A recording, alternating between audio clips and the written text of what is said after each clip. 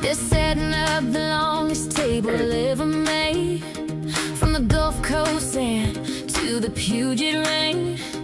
Pull up a chair, there's room for more. 250 years in an open door.